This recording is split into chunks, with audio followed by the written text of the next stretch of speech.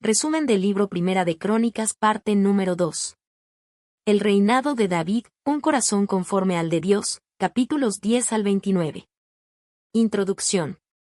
Tras la breve mención de la trágica muerte del rey Saúl en el capítulo 10, el libro de Primera de Crónicas redirige toda su atención hacia David, el hombre que Dios mismo llamó un varón conforme a su corazón.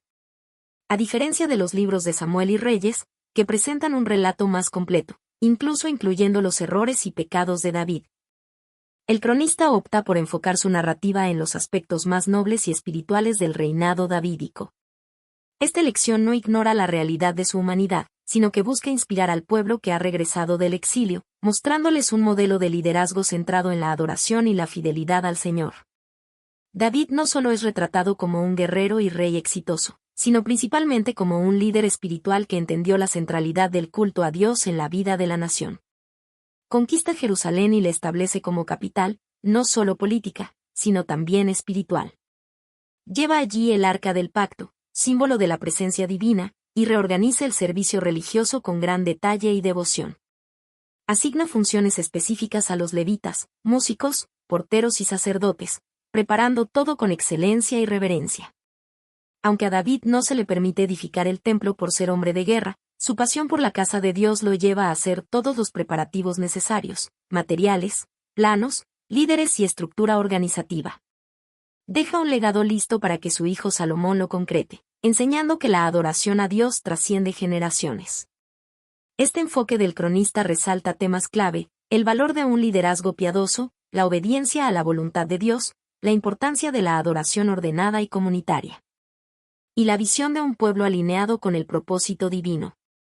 Cada capítulo que sigue construye sobre esta base, mostrándonos que, cuando el liderazgo se rinde a Dios y guía con sabiduría, todo el pueblo se beneficia y se fortalece en su identidad espiritual. Capítulo 10. La muerte de Saúl. Este capítulo marca el cierre de una era en la historia de Israel y prepara el escenario para la ascensión de David. El relato se centra en la trágica caída del rey Saúl y sus hijos durante una feroz batalla contra los filisteos en el monte Gilboa. En medio del combate, Saúl resulta gravemente herido. Al ver que sus enemigos se acercaban y temiendo ser capturado, humillado o torturado, decide quitarse la vida, cayendo sobre su propia espada. Sus hijos también mueren en el campo de batalla, marcando el fin de su linaje en el trono. Más allá del relato militar, el cronista introduce una interpretación teológica clara de estos eventos. A diferencia de otros relatos más detallados, aquí se omite la tristeza o el drama humano para enfocar la atención en la causa espiritual de la caída de Saúl. Se destaca que su muerte no fue simplemente una tragedia de guerra, sino un juicio divino por su infidelidad. El texto señala que Saúl fue infiel a Dios porque no obedeció sus mandamientos y, además, buscó guía a través de una adivina, en lugar de confiar en el Señor. Este enfoque resalta un principio clave: el liderazgo en Israel debía estar totalmente sometido a Dios. Saúl falló en esto, y como consecuencia, Dios le quitó el reino y lo entregó a David, hijo de Isaí. Esta transferencia de poder no es solo política, sino espiritual. David representa al rey que busca y honra a Dios, a diferencia de Saúl, que lo desobedeció. En resumen, el capítulo 10 es más que el relato de una derrota militar. Es una advertencia clara sobre las consecuencias de la desobediencia y la infidelidad espiritual, y al mismo tiempo, una introducción al nuevo liderazgo que marcará un antes y un después en la historia del pueblo de Dios. El reinado de David. Capítulo 11. David es proclamado rey y conquista Jerusalén. Tras la muerte de Saúl, todo Israel se reúne en Hebrón para ungir a David como rey. El cronista destaca que esta decisión no fue solo política, sino un reconocimiento del llamado divino sobre la vida de David. El pueblo recuerda que incluso durante el reinado de Saúl, David ya era quien guiaba y protegía a Israel, y ahora reconocen públicamente que Dios lo ha escogido como su pastor y líder. Inmediatamente después de su proclamación, David toma una de las decisiones más trascendentales de su reinado: conquistar la ciudad de Jebús, que hasta entonces estaba en manos de los jebuseos. Esta ciudad, ubicada en una posición estratégica y de difícil acceso, se convierte en Jerusalén, la capital política y espiritual del reino. La conquista no solo representa un logro militar, sino un acto simbólico. David establece el centro del reino donde más adelante se construirá el templo del Señor. convirtiendo a Jerusalén en el corazón de la fe del pueblo de Dios. El cronista también resalta a los valientes guerreros que acompañaron a David, conocidos como los valientes de David. Estos hombres, leales y decididos, fueron clave en la consolidación del reino. Se mencionan algunos de sus hechos heroicos, como los de Gisobem, quien mató a 300 enemigos con una sola lanza, o Eleazar, que no retrocedió en medio de la batalla. Estos relatos no solo celebran la valentía, sino que subrayan que el favor de Dios estaba con David y sus hombres. En resumen, este capítulo marca el inicio de un nuevo capítulo en la historia de Israel. David es proclamado rey no solo por el pueblo, sino por mandato de Dios. La conquista de Jerusalén simboliza la unificación de la nación bajo un rey conforme al corazón de Dios, y la lista de sus valientes destaca que este reino fue edificado con fe, lealtad y coraje. Capítulo 12. Los valientes que apoyaron a David. Este capítulo se centra en los hombres valientes que se unieron a David antes y después de su ascenso al trono. Muchos de ellos comenzaron a seguirlo mientras aún huía de Saúl, arriesgando sus vidas por una causa que parecía incierta. Sin embargo, estos guerreros reconocieron en David al líder elegido por Dios y se ofrecieron voluntariamente a servir bajo su mando. El cronista menciona que hombres de diferentes tribus, Benjamín, Gad, Manasés, y otras, acudieron a David en lugares como Ziklag y el desierto. Se destacan sus habilidades, eran guerreros poderosos, ágiles, expertos con el arco y la lanza, y con un corazón firme como el de su líder. Estos hombres no solo estaban comprometidos físicamente con la causa, sino también espiritualmente. Al unirse a David, estaban reafirmando su lealtad a la voluntad de Dios para Israel. Una mención especial se hace a los gaditas, descritos como guerreros temibles, con rostros como de leones y veloces como gacelas. También se menciona a Amasai, jefe de los 30, quien, lleno del espíritu, declara con fuerza su fidelidad: tuyos somos, David, y contigo estamos, hijo de Isaí. Paz, paz para ti, y paz para los que te ayudan, pues tu Dios te ayuda. El capítulo concluye con una imagen conmovedora de unidad. Representantes de todas las tribus llegan a Hebrón para proclamar a David como rey. Lo hacen con corazón perfecto, lo que indica una entrega sincera, sin divisiones ni dudas. Permanecen allí con David por 3 días, celebrando con comida y alegría, señal de la aprobación divina y del gozo del pueblo por una nueva etapa bajo el liderazgo de un rey conforme al corazón de Dios. Capítulo 13. El traslado fallido del arca. Este capítulo narra uno de los primeros actos significativos de David como rey, su deseo de traer el arca del pacto a Jerusalén. David reconoce la importancia del arca como símbolo de la presencia de Dios entre su pueblo y convoca a todo Israel para participar en este momento solemne. Su intención era restablecer la centralidad del culto a Dios en la vida de la nación, algo que había sido descuidado durante el reinado de Saúl. El entusiasmo del pueblo es evidente. Multitudes se reúnen y, con gran júbilo, comienzan el traslado desde la casa de Abinadab, donde el arca había permanecido durante años. Los bueyes tiran de un carro nuevo, conducido por Usa y Ahío. Sin embargo, en medio del trayecto, los bueyes tropiezan y Usa, tratando de estabilizar el arca, la toca. De inmediato, la ira de Dios se enciende contra él y muere allí mismo por su irreverencia. Este trágico evento detiene la celebración y llena de temor a David. El arca no llega a Jerusalén en ese momento, sino que es llevada a casa de Obed-edom el geteo, donde permanece por 3 meses. Durante ese tiempo, Dios bendice abundantemente a la casa de Obed-edom, lo que más adelante animará a David a reanudar el traslado, pero con un enfoque diferente y más reverente. El capítulo subraya una enseñanza vital: las buenas intenciones no excusan el descuido de los mandatos de Dios. Aunque David tenía el deseo correcto, el procedimiento fue erróneo. El arca debía ser llevada por los levitas, no en un carro, conforme a las instrucciones dadas por Dios en la ley de Moisés. La lección es clara: la adoración y el servicio a Dios deben realizarse conforme a su voluntad, con reverencia y obediencia. Capítulo 14. Prosperidad y victorias de David. En este capítulo, se nos presenta una imagen de la consolidación del reinado de David tanto en lo político como en lo militar. El cronista relata cómo el rey de Tiro, Hiram, envía mensajeros, madera de cedro, albañiles y carpinteros para construirle una casa a David. Este gesto no solo representa un acto de diplomacia y reconocimiento internacional, sino que también confirma que el reinado de David es respaldado por Dios. David mismo lo reconoce, entendiendo que su reino está siendo exaltado por amor de su pueblo Israel.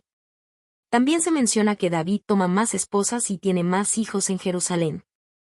Estos detalles, aunque reflejan las costumbres reales de la época, también muestran el crecimiento de su casa y el cumplimiento de las promesas divinas de establecer su descendencia. En la segunda parte del capítulo, el enfoque se traslada a las batallas contra los filisteos, enemigos constantes del pueblo de Israel. Dos confrontaciones importantes se destacan. En la primera, David consulta a Dios antes de atacar, y el Señor le garantiza la victoria. David derrota a los filisteos en Baal Perasim y declara que Dios ha roto a sus enemigos como se rompe una corriente impetuosa. La segunda batalla también demuestra la dependencia de David en la guía divina. Esta vez, Dios le da una estrategia diferente, no atacar de frente, sino rodearlos y esperar la señal de Dios, que vendría al escuchar un sonido de marcha sobre las copas de los árboles. David obedece y nuevamente obtiene la victoria. Este capítulo es clave porque muestra el corazón piadoso de David, no actúa impulsivamente, sino que busca la voluntad de Dios antes de tomar decisiones. Su éxito y prosperidad no se deben solo a su habilidad como líder, sino a su disposición de depender del Señor.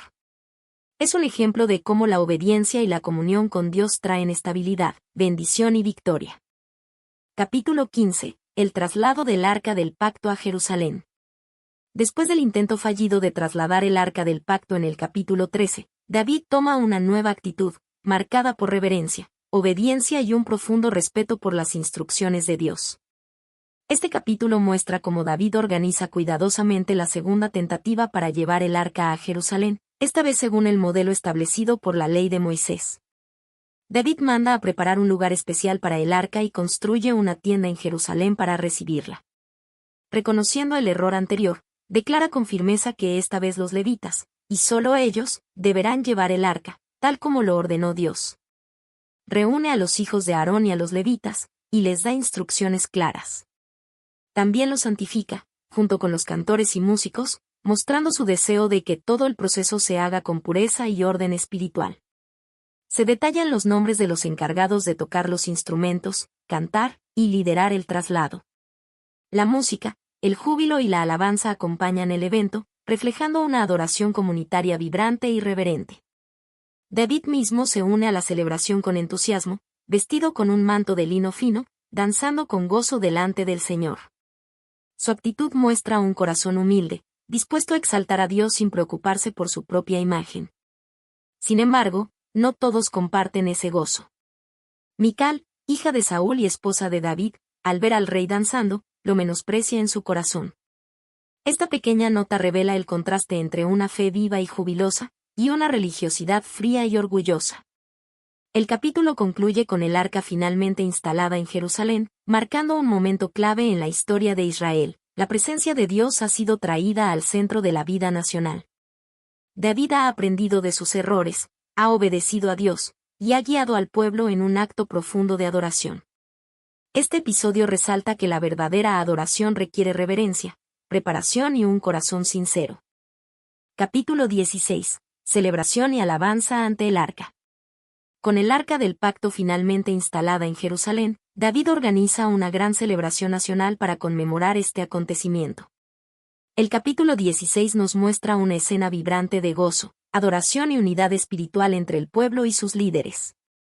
David ordena que se presenten ofrendas delante del Señor y reparte pan, carne y vino entre todo el pueblo, expresando el carácter festivo y comunitario del evento. Nadie queda excluido de esta alegría, hombres, mujeres, levitas, músicos y todo Israel participan juntos en esta ocasión trascendental. Uno de los momentos más destacados del capítulo es el salmo de alabanza que David entrega a Asaf y sus hermanos para que lo canten ante el arca. Este himno, compuesto de partes de varios salmos conocidos, exalta la grandeza de Dios, su fidelidad, y el recuerdo de sus obras poderosas a lo largo de la historia de Israel. El cántico invita a buscar al Señor, a proclamar su gloria entre las naciones, a recordar su pacto con Abraham, Isaac y Jacob, y a reconocer que Él es digno de honra, poder y majestad. También anima a todo lo creado, cielos, tierra, mar, campos, árboles, a regocijarse ante el Señor, quien juzgará al mundo con justicia.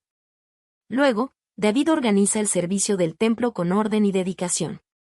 Asaf y sus hermanos quedan encargados de ministrar continuamente ante el arca con cánticos, alabanzas y acciones de gracias. Otros levitas son designados para ofrecer holocaustos y mantener el culto regular, según lo establecido por la ley. Este capítulo no solo celebra el traslado del arca, sino que también sienta las bases para el ministerio de adoración continua en Israel. Marca el inicio de una nueva etapa en la vida espiritual del pueblo, centrada en la presencia de Dios. Finalmente, David regresa a su casa después de haber bendecido al pueblo, mostrando que el liderazgo espiritual también implica cuidar del hogar. Este capítulo nos recuerda que cuando Dios ocupa el centro de la vida nacional y personal, todo se llena de gozo, orden y propósito. Capítulo 17. El pacto de Dios con David. En este capítulo, el narrador nos lleva a un momento crucial en la vida de David. Dios le hace una promesa eterna, un pacto que no solo asegura su reinado, sino que establece la línea mesiánica que culminará en la venida de Jesús. David, sintiendo el peso de la presencia de Dios en su vida y en su reino, decide construir un templo para el Señor, una morada estable en Jerusalén. Sin embargo, el profeta Natán le comunica la voluntad de Dios. Aunque el deseo de David es bueno, no será él quien construya la casa de Dios, sino su hijo, Salomón. Este es un momento de humildad para David, quien acepta la voluntad divina con un corazón dispuesto. A pesar de que David no podrá construir el templo, Dios no le deja sin promesas. A través de Natán, Dios le asegura que su linaje será eterno. El reino de David permanecerá para siempre, y su descendencia reinará sin fin. Esta promesa de un reino eterno se extiende mucho más allá de la vida de David y sus hijos. La figura de su descendencia, el Mesías, vendría a cumplir este pacto de una manera divina. El pacto es claro y directo: yo te edificaré una casa, y se te asegurará tu reino para siempre. Este pacto no solo es para David, sino también para su descendencia, y tiene un profundo significado profético. La relación entre David y Dios no es una relación temporal ni limitada. Es una relación eterna que se concretará en la venida del Salvador. David responde a esta bendición divina con una oración de gratitud. Reconoce que todo lo que tiene proviene de Dios, y que es Él quien ha obrado de manera milagrosa en su vida y en el pueblo de Israel. En su oración, David se siente pequeño ante la grandeza de Dios, pero agradecido por el amor y las promesas que le ha hecho. Este capítulo subraya la fidelidad de Dios a su pueblo y a su promesa. La promesa de un reino eterno no solo se cumple a través de los reyes de Israel, sino que alcanza su culminación en el reino de Jesucristo, el descendiente de David, quien reinará eternamente. Capítulo 18. Las conquistas de David. En este capítulo, se detallan las victorias militares de David, las cuales consolidan su reinado y extienden el territorio de Israel. David, bajo la dirección de Dios, lidera a su ejército en una serie de batallas exitosas, obteniendo grandes victorias sobre diversas naciones y pueblos enemigos. La primera victoria significativa es sobre los filisteos, a quienes derrota y les arrebata varias ciudades. Esta victoria es crucial para la seguridad de Israel, pues elimina una amenaza constante en las fronteras occidentales. A continuación, David derrota a los moabitas, extendiendo su dominio sobre esta nación vecina, que hasta entonces había sido una fuente de conflicto para Israel. Una de las victorias más importantes de David en este capítulo es sobre Hadadezer, rey de Sobá, una región al norte de Israel, junto al río Eufrates. Esta batalla no solo reafirma la supremacía de David sobre las naciones circundantes, sino que también permite a Israel expandir sus fronteras hacia el este. Después de la derrota, David recoge grandes riquezas, incluidas armas y caballos, lo que fortalece aún más el poderío militar de Israel. A medida que sus victorias aumentan, David establece alianzas con otras naciones, como el reino de Amat, asegurando la paz en las fronteras norte y este. A lo largo de sus conquistas, David no solo se asegura de la expansión territorial, sino que también se presenta como un líder sabio que maneja con astucia las relaciones diplomáticas. Este capítulo también resalta la fidelidad de Dios a su promesa de hacer de David un gran rey. Cada victoria es vista como una manifestación del poder de Dios trabajando a través de David, quien no se atribuye el mérito de sus logros, sino que reconoce que es el Señor quien le ha otorgado el triunfo.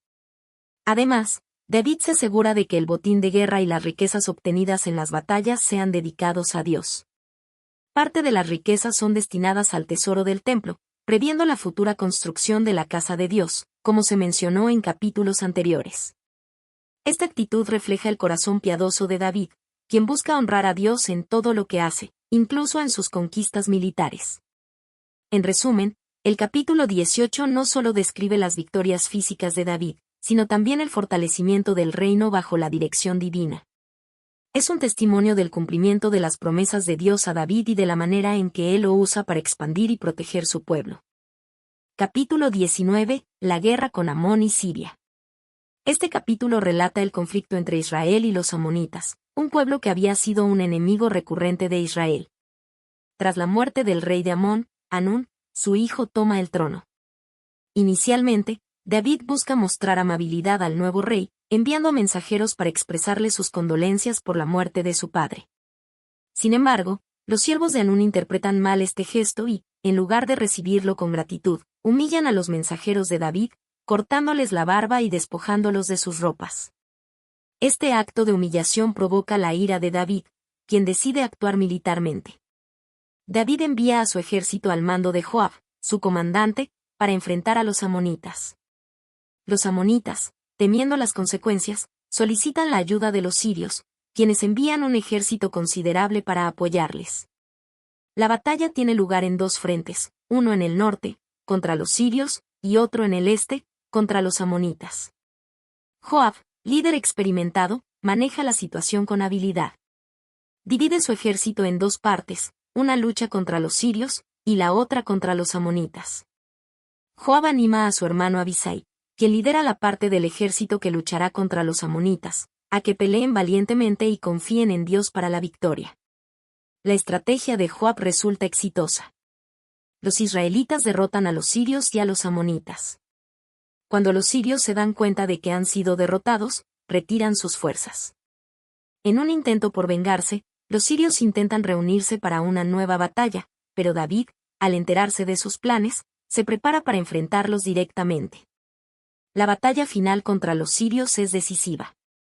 Los israelitas, bajo la dirección de David, derrotan completamente a los sirios, lo que les impide volver a ser una amenaza para Israel. Al final, el reino de David se extiende aún más, y los sirios, que habían sido aliados de los amonitas, se someten a Israel. Este capítulo refleja la habilidad militar de David y la fidelidad de Dios al respaldar a su pueblo. Aunque el conflicto comienza por un malentendido, la intervención divina y la astucia estratégica de Joab llevan a una victoria completa. Además, el capítulo muestra cómo la arrogancia de los enemigos de Israel, como los amonitas y los sirios, provoca su derrota, mientras que la obediencia a Dios y la estrategia de David garantizan el éxito.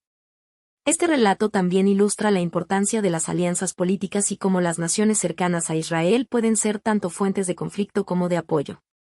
La derrota de los sirios y amonitas es una demostración de la supremacía de Israel en la región bajo el liderazgo divino de David. Capítulo 20. La victoria sobre los filisteos. Este capítulo relata una serie de victorias militares de Israel, específicamente contra los filisteos, que habían sido enemigos persistentes durante todo el reinado de David. La narrativa está marcada por la expansión del poder israelita y la derrota de los filisteos en varias batallas clave, lo que muestra la supremacía de Israel bajo el liderazgo de David. La batalla contra los gigantes filisteos. El capítulo comienza con una victoria decisiva de David sobre los filisteos en la ciudad de Rabá, la capital de los amonitas. En este contexto, se cuenta que durante una expedición militar, se llevaron a cabo batallas no solo contra las fuerzas regulares de los filisteos, sino también contra los descendientes de gigantes. Estos gigantes eran una amenaza que había existido desde los días de Goliat, el gigante derrotado por David en su juventud.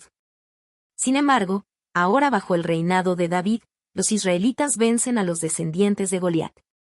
Los gigantes derrotados. El cronista destaca varias figuras prominentes, como Isbi-Benob, quien era un gigante filisteo con una lanza pesada, y Saf, otro descendiente de los gigantes, que son derrotados por los siervos de David. Estos enfrentamientos subrayan la creciente destreza de los guerreros israelitas, especialmente aquellos bajo el mando de David. y cómo la eliminación de estos gigantes era una señal clara de la superioridad de Israel sobre sus enemigos. Además de estos gigantes, otro relato en el capítulo menciona a Alamí, un hombre de gran estatura que fue también derrotado por los hombres de David, lo que nuevamente refleja la fuerza y determinación de Israel bajo el liderazgo divino. Las victorias sobre los filisteos. La derrota de estos gigantes filisteos simboliza una victoria sobre el enemigo ancestral de Israel. Esta serie de victorias sobre los filisteos es importante porque consolida el reino de David, asegurando la paz y la estabilidad dentro de sus fronteras. Israel no solo derrota a los filisteos, sino que también los obliga a someterse, demostrando el dominio israelita en la región. El contexto de las batallas. El cronista señala que estas victorias no solo fueron el resultado de la valentía de los hombres de David, sino también de la intervención divina. La narración refleja la confianza de David en el Señor, y cómo Dios estaba con él en todas las batallas, proporcionando la victoria y asegurando que el pueblo de Israel pudiera cumplir con su destino de dominar la tierra prometida. Este capítulo también resalta la importancia de la lealtad y la cooperación dentro de las filas de los soldados de David. La fuerza de Israel, simbolizada por su rey y sus guerreros, se muestra no solo en su habilidad militar, sino también en su unidad y fe en Dios. Conclusión. El capítulo concluye con una afirmación de la victoria final sobre los filisteos y sus aliados. Cada una de las batallas sirve como un recordatorio de que Israel, bajo el liderazgo de David, experimentó el cumplimiento de las promesas divinas, siendo victorias no solo físicas sino también espirituales. Estas victorias afianzan aún más el reino de David y preparan a Israel para su futuro bajo el liderazgo de su sucesor, Salomón. Capítulo 21. El censo de Israel y el castigo de Dios. Este capítulo relata uno de los episodios más difíciles durante el reinado de David, el censo que él ordenó hacer de todo Israel y Judá, y las consecuencias que siguieron debido a este acto. El censo y la ira de Dios. El capítulo comienza con una breve mención de cómo Satanás incitó a David a realizar un censo de Israel. Este censo fue visto por muchos como un acto de orgullo y falta de fe en la provisión divina. En lugar de confiar en Dios para saber el número de su pueblo, David se sintió impulsado a contar a los hombres capaces de combatir, lo cual implicaba una dependencia más en los números y la fuerza humana que en el poder de Dios. Joab, el comandante del ejército, se opuso al censo, reconociendo que tal acto desobedecería la voluntad de Dios. A pesar de las objeciones de Joab, David insistió en que se realizara el censo, lo que resultó en el número total de 1.100.000 hombres de Israel y 470.000 hombres de Judá. El castigo divino. El acto de hacer el censo fue considerado como un pecado ante los ojos de Dios, ya que se interpretó como una manifestación de desconfianza en su poder y provisión. Como castigo, Dios envió al profeta Gad a hablar con David y le ofreció 3 opciones de juicio. 3 años de hambre. 3 meses de huida de los enemigos. 3 días de plaga en la tierra. David, reconociendo la gravedad de su pecado y el carácter misericordioso de Dios, optó por caer en las manos de Dios, eligiendo la plaga, porque confiaba en que Dios, aunque castigador, también era compasivo. La plaga afectó a Israel, y 70.000 personas murieron. David construye un altar. Después de que la plaga comenzó, el ángel del Señor se detuvo cerca de la era de Orná el Jebuseo. David, al ver la misericordia de Dios, se acercó a Orná y compró el terreno para construir un altar y ofrecer sacrificios. Orná, reconociendo a David como el rey, quiso darle el terreno gratuitamente, pero David insistió en pagar el precio completo, diciendo que no ofrecería a Dios sacrificios que no le costaran algo. David construyó el altar, ofreció sacrificios y oró a Dios. Dios escuchó la oración de David y detuvo la plaga, lo que mostró el perdón y la misericordia de Dios hacia su pueblo cuando se arrepienten sinceramente. La promesa del templo. Este evento también tiene una significativa conexión con el futuro del templo. El lugar donde David construyó el altar, la era de Orná, más tarde se convertiría en el sitio donde Salomón construiría el templo de Jerusalén. A través de esta intervención, David fue testigo de la misericordia de Dios y fue testimonio de que, aunque el pecado tiene consecuencias, el arrepentimiento y la obediencia pueden restaurar el favor divino. Conclusión. El capítulo 21 es un recordatorio de la importancia de la obediencia a Dios y la gravedad de las decisiones que un líder toma, especialmente cuando involucran la confianza y la dependencia en recursos humanos. También subraya la misericordia de Dios al permitir que el arrepentimiento conduzca a la restauración, un tema central en la relación entre Dios y su pueblo a lo largo de la historia de Israel. Capítulo 22. La preparación para la construcción del templo. En este capítulo, el enfoque se traslada hacia la preparación de David para la construcción del Templo de Jerusalén, un proyecto que sería llevado a cabo por su hijo Salomón, pero que David inició debido a su deseo ferviente de construir un lugar de adoración para Dios. El deseo de David de construir el templo. David, después de haber conquistado Jerusalén y establecido la ciudad como la capital, comenzó a pensar en la construcción de un templo para el Señor. Durante años, el Arca del Pacto había estado en una tienda, y David sintió que era el momento adecuado para edificar una casa para el Señor. Un lugar permanente donde Él fuera adorado y donde su presencia se manifestara. Dios niega el permiso a David. Sin embargo, el Señor le dijo a David a través del profeta Natán que no sería él quien construiría el templo. En lugar de eso, Dios le reveló que sería su hijo Salomón quien lo edificaría. Dios explicó que David había sido un hombre de guerra y que, debido a la sangre derramada en batallas, no podía construir el templo. A pesar de este rechazo, Dios hizo una promesa especial a David: su linaje sería el que reinaría sobre Israel para siempre. Dios le aseguró que el reino de su hijo Salomón sería estable y duradero. David prepara los materiales. Aunque David no podía construir el templo, se comprometió a preparar todo lo necesario para su construcción. En el capítulo, vemos a David reuniendo materiales valiosos como oro, plata, bronce, madera y piedras preciosas, y organizando a los líderes de Israel para que ayudaran en la construcción del templo. David también reunió a los artesanos y trabajadores necesarios para la obra y les dio instrucciones claras sobre cómo debían llevar a cabo la tarea. A pesar de no ser el constructor, David se convirtió en un líder visionario, dejando todo listo para el futuro trabajo de Salomón. David llama a Salomón y lo anima. David, consciente de que el tiempo de su reinado estaba por terminar, llamó a su hijo Salomón y lo animó a ser valiente y fiel en la tarea que tenía por delante. Le recordó que, aunque el proyecto era grande, no debía temer porque Dios estaría con él. David exhortó a Salomón a seguir los caminos de Dios y a vivir una vida recta, ya que, si lo hacía, el Señor estaría con él y le daría éxito en la construcción del templo. El mensaje de unidad. David también exhortó al pueblo de Israel a que apoyara a Salomón en su tarea y trabajara unidos para que el templo fuera edificado con excelencia.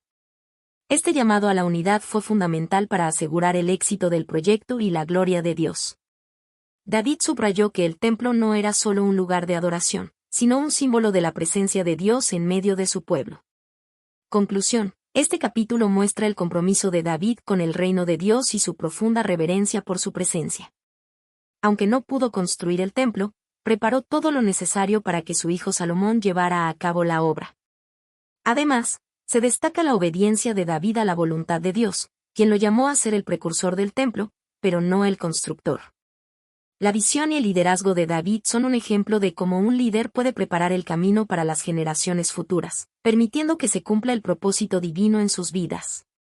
Este capítulo también resalta la importancia de la unidad entre el pueblo de Israel, así como la obediencia a Dios y el compromiso con su obra. David, a pesar de no poder ver el templo terminado, dejó un legado duradero para su hijo y para la nación de Israel. Capítulo 23. La organización de los levitas. En este capítulo, David organiza a los levitas para el servicio del templo, asegurándose de que todo esté dispuesto para cuando su hijo Salomón construya la casa de Dios. Este capítulo subraya la importancia del orden y la organización en el culto a Dios, además de la consagración y el servicio de los levitas, quienes eran los encargados de las tareas relacionadas con el templo. David prepara a los levitas para el servicio del templo. David, al ver que su tiempo como rey estaba llegando a su fin, y sabiendo que Salomón asumiría el gobierno de Israel, comenzó a organizar el servicio de los levitas de acuerdo con sus tareas y responsabilidades. Los levitas habían sido llamados por Dios para servir en el templo, y David se aseguró de que tuvieran un lugar específico dentro del culto a Dios. División de los levitas. David dividió a los levitas en 3 grupos principales: aquellos encargados de la música, aquellos que realizarían tareas relacionadas con el servicio en el templo, y aquellos que serían responsables de otros aspectos del culto, como las puertas y el servicio de los sacrificios. Esta organización fue clave para garantizar que el templo funcionara de manera ordenada y que los rituales de adoración se llevaran a cabo correctamente. La música como parte fundamental del culto. El capítulo también enfatiza la importancia de la música en el culto a Dios. David asignó a varios levitas para que se encargaran de cantar y tocar instrumentos durante los sacrificios y otras ceremonias. La música, según David, era una forma especial de rendir honor y alabanza a Dios. Se detallan los nombres de los músicos y sus respectivos instrumentos, lo que muestra el valor que David le dio a este aspecto del servicio en el templo. La formación y la preparación espiritual de los levitas. David no solo se preocupó por la organización práctica de los levitas, sino también por su preparación espiritual. El servicio en el templo no era solo una cuestión de realizar tareas, sino de mantener una actitud reverente y piadosa. Así, los levitas eran llamados a vivir vidas santas, dedicadas al servicio de Dios. Este énfasis en la santidad es fundamental, pues David comprendió que el templo no solo era un lugar físico, sino también un espacio donde la santidad de Dios debía ser manifestada. La asignación de responsabilidades. David también estableció una división clara de responsabilidades entre los levitas, asignando a algunos el cuidado de los utensilios del templo y a otros el cuidado del arca del pacto. Cada uno tenía un papel específico y debía desempeñarlo con fidelidad. Esto demuestra cómo, dentro del pueblo de Israel, cada persona tenía una función vital en el plan de Dios. La continuidad del servicio. David, consciente de que el templo iba a ser una parte central de la vida religiosa de Israel, enfatizó la necesidad de mantener la continuidad en el servicio.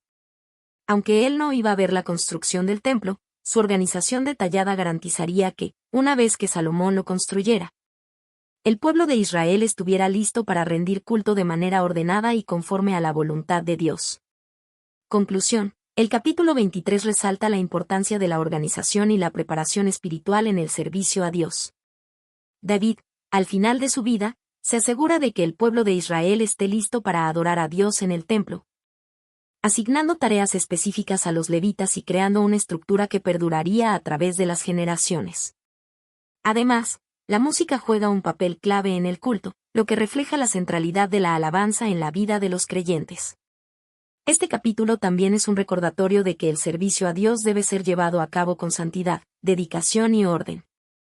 David, como líder, dejó un legado de orden y devoción que serviría como modelo para las generaciones futuras. Capítulo 24. La organización de los sacerdotes. Este capítulo detalla la organización de los sacerdotes, otro grupo clave en el servicio del templo. David, en su preparación para la construcción del templo, se asegura de que los sacerdotes sean asignados a sus respectivos turnos y funciones, lo que refleja la importancia de la continuidad y el orden en el culto a Dios. La dedicación de los sacerdotes no solo involucraba el sacrificio de animales, sino también la intercesión y la enseñanza al pueblo. La organización de los sacerdotes por casas. David dividió a los sacerdotes en 24 grupos, conocidos como casas, que serían responsables de servir en el templo durante un turno específico. Esta organización garantizaba que el servicio sacerdotal fuera continuo y que todos los sacerdotes tuvieran la oportunidad de servir a Dios. Cada casa, liderada por un sacerdote principal, estaba encargada de ciertos rituales y responsabilidades dentro del templo. Los hijos de Aarón. En este capítulo se hace especial mención a los hijos de Aarón, los cuales eran los sacerdotes principales en el pueblo de Israel. Aarón, hermano de Moisés, fue el primer sumo sacerdote, y sus descendientes continuaron con esta importante función. La genealogía de Aarón se repasa en detalle para resaltar la legitimidad de los sacerdotes y la importancia de su linaje. La asignación de turnos. A través de un sorteo, David asignó a cada una de las casas sacerdotales un turno específico para servir en el templo. Cada grupo de sacerdotes serviría durante 2 semanas al año, lo que aseguraba que todos pudieran participar en los sacrificios y otros rituales. Esta distribución era clave para evitar que el servicio sacerdotal se volviera un esfuerzo abrumador para cualquier individuo y garantizaba que el templo estuviera siempre atendido. La relevancia de la piedad sacerdotal. El capítulo también subraya que los sacerdotes no solo eran responsables de la realización de rituales, sino que también tenían un papel crucial en la enseñanza de la ley de Dios al pueblo. Se esperaba que los sacerdotes guiaran al pueblo en su comprensión de los mandamientos y ayudaran a mantener la pureza del culto. Esta doble función de intercesores y maestros hace de los sacerdotes una parte integral de la vida religiosa de Israel. La importancia del orden divino. Al igual que en la organización de los levitas, la organización de los sacerdotes muestra el énfasis que David puso en la obediencia al orden divino. La distribución de responsabilidades por medio del sorteo refleja la confianza en que Dios dirige las decisiones y que el servicio en el templo debe ser manejado con un orden divino. El sorteo también evita que el hombre se entrometa en la elección de su servicio, dejando todo en manos de Dios. La referencia a la justicia de Dios. Una vez más, David muestra que el servicio en el templo debe ser llevado a cabo con reverencia y obediencia a las leyes de Dios. Cada sacerdote, al estar al servicio del templo, representaba la justicia divina. El capítulo también hace mención de los sacerdotes que desempeñaron roles importantes en la justicia del pueblo, como aquellos que resolvían disputas y enseñaban los caminos de Dios. Conclusión. El capítulo 24 subraya la importancia del orden y la organización en el servicio a Dios, así como la relevancia de la piedad y el conocimiento en los sacerdotes. Al igual que los levitas, los sacerdotes eran vitales para la vida espiritual del pueblo de Israel. La división organizada de los sacerdotes en turnos y casas garantiza un servicio continuo y un culto piadoso. Además, la enseñanza de la ley y la intercesión por el pueblo eran responsabilidades fundamentales para los sacerdotes.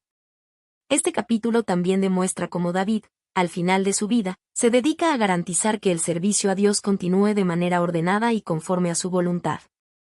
La organización de los sacerdotes no solo es un acto de orden, sino también un recordatorio de que el culto a Dios debe ser realizado con integridad, reverencia y obediencia. Capítulo 25. Los músicos y la adoración. En este capítulo, David organiza a los músicos y cantores para el servicio en el templo, subrayando la importancia de la música en la adoración a Dios. La música no solo era una forma de expresión artística, sino también una herramienta poderosa para fortalecer la conexión espiritual entre el pueblo y Dios. La organización de los músicos. David, reconociendo la importancia de la música en el culto, asignó a los músicos según el linaje de Asaf, Emán y Jedutún, quienes habían sido designados por el rey para liderar el canto y la música en el templo. Este grupo de músicos sería clave en las ceremonias del templo, especialmente en la adoración y en la proclamación de las grandezas de Dios. La división de los músicos. Al igual que con los sacerdotes y levitas, David organizó a los músicos en diferentes turnos, asegurando que siempre hubiera alguien disponible para liderar la adoración. El capítulo detalla a los músicos y los instrumentos que usarían, incluyendo instrumentos de cuerdas, percusión y viento. Cada músico era considerado no solo como un artista, sino como un servidor de Dios, encargado de glorificar al Señor a través de la música. El papel de Asaf, Emán y Jedutún. Asaf, Emán y Jedutún eran los principales líderes de los músicos y tenían la responsabilidad de dirigir a los demás cantores. Estos hombres no solo eran músicos talentosos, sino que también se les reconocía por su piedad y su dedicación al servicio de Dios. Cada uno de ellos tenía una serie de descendientes que continuaban su labor en el templo, asegurando que la música fuera una parte constante del culto. Los 24 turnos de músicos. David dividió a los músicos en 24 grupos, lo que aseguraba que el servicio musical se mantuviera en todo momento, con cantos y música que acompañaran los sacrificios y rituales. Cada grupo estaba bajo la dirección de uno de los líderes, y se esperaba que los músicos sirvieran con dedicación y reverencia. La importancia de la música en la adoración. La música en el templo era más que una simple forma de entretenimiento, era una herramienta espiritual. Los cantos y las melodías ayudaban al pueblo a enfocar sus corazones en la grandeza de Dios y a recordar sus promesas. La música también tenía el poder de elevar el espíritu y de hacer que el pueblo se sintiera unido en su adoración a Dios. El impacto de la música en la comunidad. A través de la música, los músicos no solo adoraban a Dios, sino que también cumplían una función educativa. Los cantos y melodías eran una forma de enseñanza, pues contenían las verdades de la fe y los principios divinos. Así, la música no solo servía para glorificar a Dios, sino también para instruir al pueblo en la justicia y la santidad de Dios. La fidelidad en el servicio. El capítulo resalta que los músicos eran fieles a su llamado, y que cada uno de ellos servía con dedicación, sin importar cuán arduo fuera el trabajo. Se les confiaba una función de gran importancia, y su servicio era considerado fundamental para el bienestar espiritual del pueblo de Israel. Conclusión. El capítulo 25 subraya el papel esencial de la música en la adoración a Dios, mostrando cómo la música organizada y el liderazgo espiritual fueron fundamentales para el culto en el templo. David, al igual que con los sacerdotes y levitas, entendió que la música no solo servía para adornar el culto, sino para fortalecer la fe del pueblo y acercarlos más a Dios. Los músicos, al igual que los sacerdotes, tenían una función sagrada y estaban al servicio del Señor. Este capítulo también refleja cómo David, en su afán por preparar el templo, entendió que el servicio a Dios debía estar compuesto por todos los aspectos de la vida religiosa. Desde la organización sacerdotal hasta la música, pasando por la administración de los levitas. Todo debía estar en su lugar, y todo debía hacerse de acuerdo con la voluntad divina. La música, al igual que las ofrendas y sacrificios, era un medio por el cual el pueblo de Israel podía experimentar la presencia de Dios y expresar su adoración de manera colectiva. La adoración a Dios, por lo tanto, era un esfuerzo comunitario que involucraba tanto a los líderes como a los miembros del pueblo, y cada uno tenía un papel vital en el servicio del templo. Capítulo 26. La organización de los porteros y tesoreros. En este capítulo, David organiza a los porteros y tesoreros del templo, reconociendo la importancia de cada función en el servicio de Dios. Los porteros, que eran responsables de vigilar las puertas del templo y de mantener el orden, y los tesoreros, que gestionaban los recursos del templo, juegan roles cruciales en la estructura administrativa del culto. Los porteros y su función. Los porteros fueron organizados en grupos de diferentes familias, y se les asignó la tarea de vigilar las puertas del templo y sus alrededores. Cada grupo de porteros tenía una puerta específica a la que estaba asignado. Su función no solo consistía en proteger el templo de intrusos, sino también en asegurar que solo aquellos que cumplían con los requisitos apropiados pudieran entrar para adorar. Los porteros no solo eran vigilantes, sino también guardianes del lugar sagrado. La pureza y el orden del templo dependían en gran medida de su dedicación y su vigilancia constante. Cada uno de los porteros era considerado un servidor de Dios, encargado de mantener la santidad del templo. Los tesoreros y su rol en la administración. David también organizó a los tesoreros del templo, quienes tenían la responsabilidad de gestionar los recursos financieros y materiales. Estos tesoreros eran encargados de recibir las ofrendas y diezmos del pueblo y de distribuirlos según las necesidades del templo y los sacerdotes. Los tesoreros eran una parte fundamental del sistema que mantenía el templo en funcionamiento, asegurando que hubiera suficientes recursos para el mantenimiento y los sacrificios. Al igual que los porteros, los tesoreros tenían una responsabilidad seria y sagrada, pues manejaban los bienes destinados al servicio de Dios. El capítulo destaca cómo estos administradores eran hombres fieles, confiables y responsables, dignos de administrar las riquezas y los recursos que se ofrecían al templo.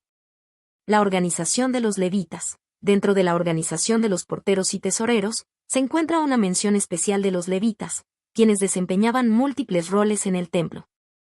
Además de sus funciones como sacerdotes y músicos, algunos levitas eran asignados a la administración y vigilancia de los recursos del templo, como parte del equipo de porteros o tesoreros. Los levitas y su dedicación al servicio de Dios. El capítulo también muestra cómo los levitas, en general, desempeñaban roles de gran importancia en la vida espiritual de Israel. A través de sus diversos roles como músicos, porteros, tesoreros y otros servicios, los levitas ayudaban a mantener la organización y el orden dentro del templo y servían de apoyo tanto a los sacerdotes como al pueblo. La importancia de la organización. David, al organizar a los porteros y tesoreros, demuestra su enfoque en la excelencia en el servicio a Dios. La organización del templo no era solo una cuestión de practicidad, sino también una manifestación de la devoción y el respeto hacia el lugar santo.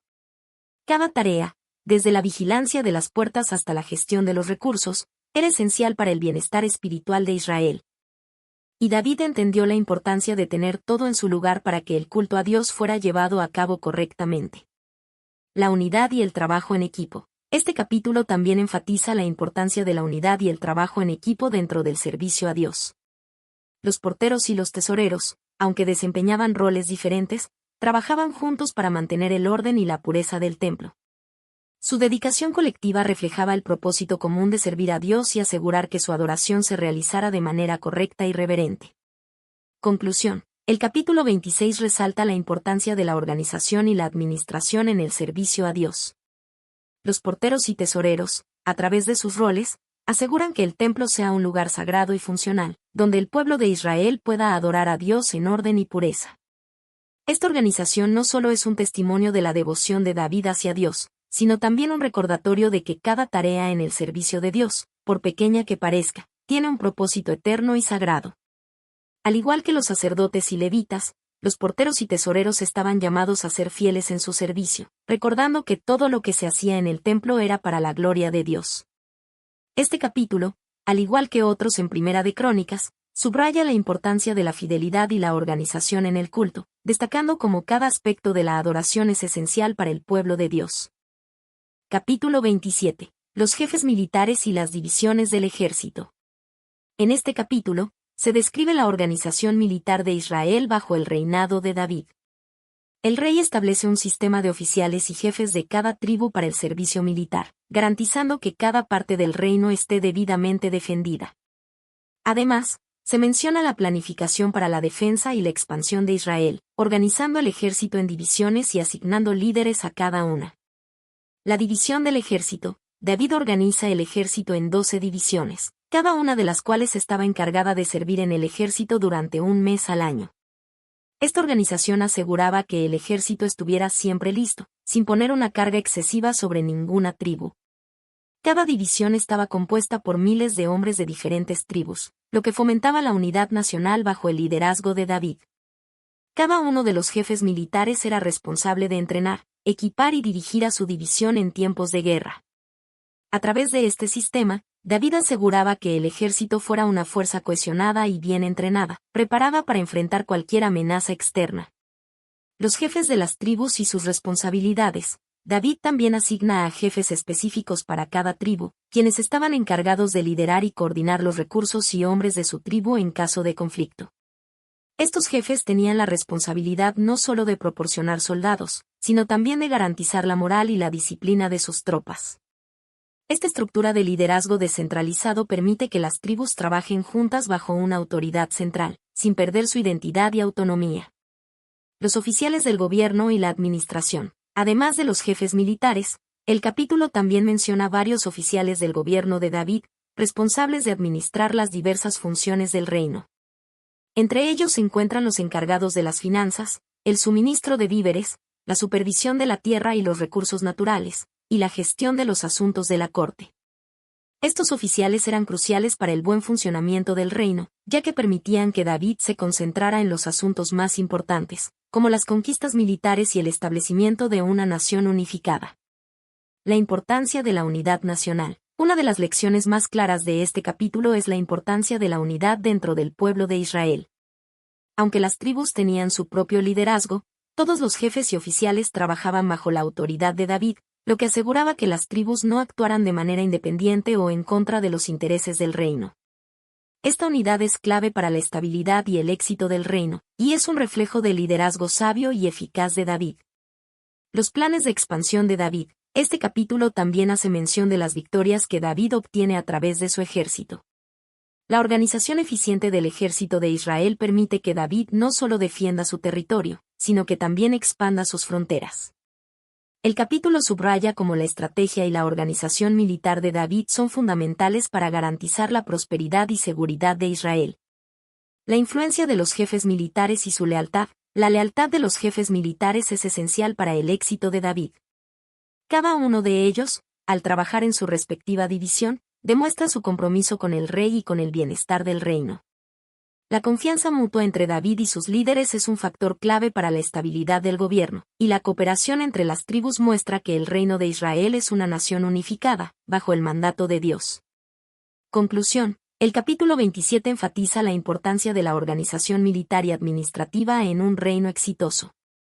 David, al establecer un ejército bien organizado y dividido en tribus, asegura la defensa de Israel y fomenta la unidad nacional.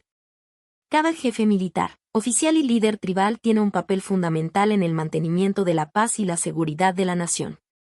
La lealtad a David, junto con su sabio liderazgo, permite que Israel prospere y crezca como nación, lista para enfrentar cualquier desafío que surja. Este capítulo también muestra cómo David, además de ser un líder espiritual, es un hábil estratega y organizador. Su liderazgo eficaz es un testimonio de cómo la obediencia a Dios y la dedicación al servicio de la nación pueden llevar a una organización exitosa y a la expansión del reino.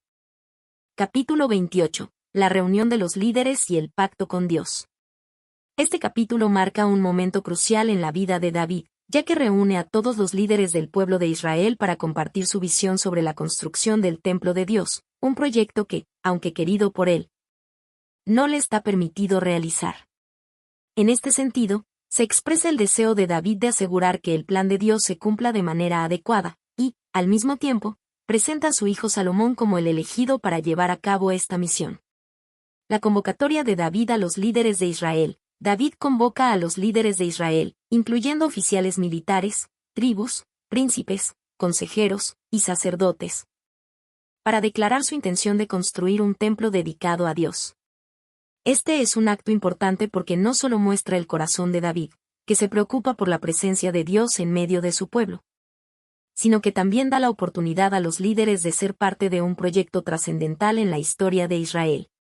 David transmite a los líderes que, aunque su deseo es construir el templo, el Señor le ha dicho que su hijo Salomón será el encargado de este sagrado proyecto.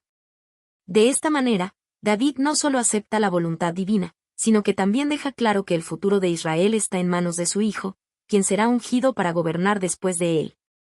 El plan divino y el legado de David. David comparte con los líderes la visión de Dios para el templo y les recuerda que este proyecto no es solo un acto de edificación física, sino que tiene un significado espiritual profundo. El templo será el lugar donde Dios habitará con su pueblo, un lugar de adoración y comunión.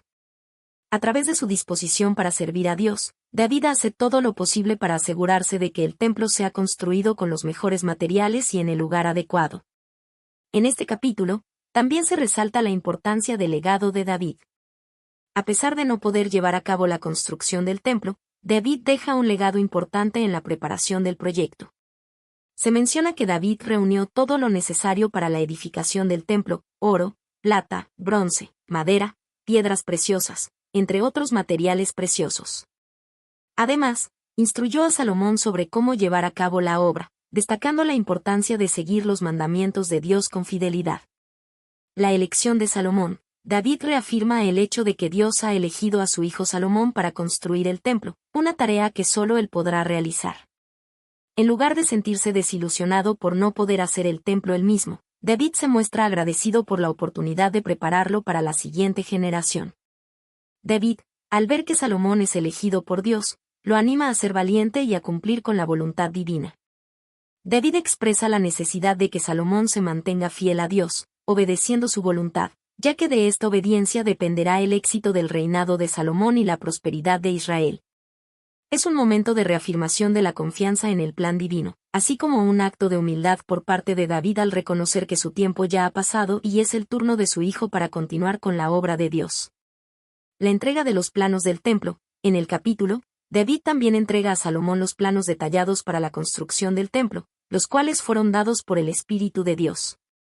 Estos planos no solo describen la estructura física del templo, sino también su simbolismo espiritual.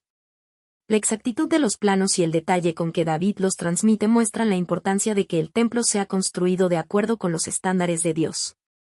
La respuesta de los líderes y el pueblo. Después de la exhortación de David, los líderes y el pueblo se comprometen a apoyar a Salomón en la tarea de construir el templo. Este acto de unidad y compromiso muestra que todo Israel está dispuesto a seguir la dirección de su rey y a trabajar juntos para la edificación del templo. Los líderes también se comprometen a ofrecer generosamente los materiales necesarios, reconociendo la importancia del proyecto y el honor de ser parte de él. El pacto con Dios. David, en su discurso, recuerda a todos que el templo no solo es un edificio físico, sino un símbolo de la presencia de Dios en medio de su pueblo. Así, hace un pacto con Dios, pidiendo la ayuda divina para la realización del templo y la prosperidad futura de Israel. Este pacto subraya el deseo de David de que Israel permanezca fiel a Dios, cumpliendo sus mandamientos y buscando su presencia. Conclusión. El capítulo 28 subraya la devoción de David hacia Dios y su deseo de ver a Israel bendecido y en comunión con él. A pesar de no poder construir el templo, David prepara a su hijo Salomón para llevar a cabo esta obra sagrada, dejando un legado que perdurará por generaciones. Este capítulo refleja el compromiso de David con la obediencia a la voluntad de Dios y la unidad del pueblo de Israel, asegurando que el templo será un lugar donde el pueblo de Dios pueda adorar, encontrar consuelo y experimentar la presencia divina.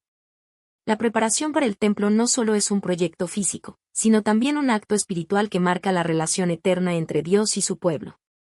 Capítulo 29. La ofrenda para el templo y la bendición final de David. Este capítulo cierra el libro de Primera de Crónicas con un acto de generosidad y oración profunda. Después de la reunión de los líderes de Israel y la entrega de los planes para la construcción del templo, David organiza una ofrenda extraordinaria para el proyecto, destacando el compromiso del pueblo y su devoción hacia el proyecto de Dios.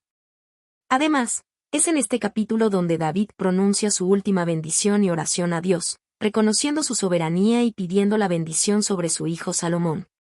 La generosidad del pueblo, David, sabiendo que la construcción del templo es una tarea monumental, no solo da su propio aporte de riquezas, sino que también motiva a los príncipes, líderes y gobernantes de Israel a ofrecer generosamente. En un acto de unidad y devoción, el pueblo responde positivamente, donando oro, plata, bronce, hierro, madera y otros materiales preciosos para el templo. David se siente profundamente agradecido por la disposición del pueblo a contribuir, y reconoce que todo lo que poseen proviene de Dios. David también hace un comentario clave sobre el corazón generoso de los líderes, destacando que la verdadera motivación para dar es el amor y el deseo de servir a Dios. En lugar de verlo como una carga, los líderes y el pueblo de Israel lo ven como un privilegio participar en la construcción de la casa de Dios. Este acto de generosidad no es solo una ofrenda material, sino también un reflejo de su obediencia y adoración. La oración de David, con un corazón lleno de gratitud y reverencia, David eleva una oración a Dios, alabando su grandeza y reconociendo que todo lo que tiene proviene de Él. David comienza la oración con una declaración de humildad, diciendo que todo lo que se ha ofrecido para el templo es en realidad un regalo que Dios ha dado a su pueblo. Esta oración subraya la dependencia de Israel de Dios y la idea de que, sin su intervención, nada sería posible.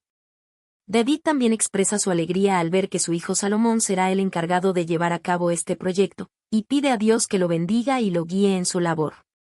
David es consciente de la importancia del templo como el lugar donde Dios residirá en medio de su pueblo, y le pide a Dios que la obra de Salomón sea próspera y exitosa.